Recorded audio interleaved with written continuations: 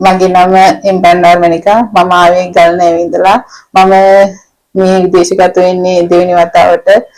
ඉස්සෙල්ලා වතාවෙත් මම විදේශගත වුණේ විමායා විදේශ රැකියා ආයතනයේ. මම දෙවෙනි වතාවටත් තෝරගත්තේ එම ආයතනයමයි.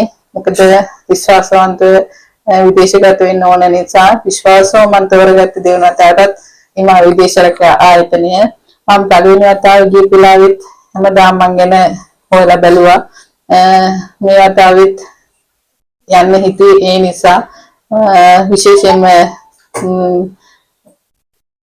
මගේ සැලරි එක එතකොට මගේ කෑම බීම ඒ හැමදේම කොහොමද ලැබෙන්නේ කියලා යන නිතර මම ගැන හොයලා බැලුවා.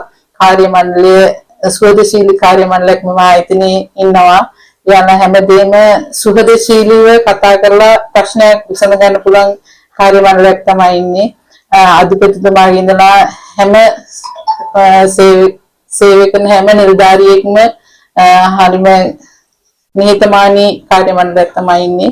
ඒ නිසා මම කියන්නේ අද තියෙන ගැටලු සම්බන්ධව අපිට ගොඩක් ලැබෙනවා විදේශගත වෙන අයට ගැටලු ගොඩක් තියෙනවා. ඒක निराකරණය කරගෙන විශ්වාසවන්තව විදේශගත වෙන්න හිමායා විදේශ රැකියා ආයතනයට එන්න කියලා මම ඔයාලා ඔක්කොටම ආරාධනා කරනවා. ස්තුතියි.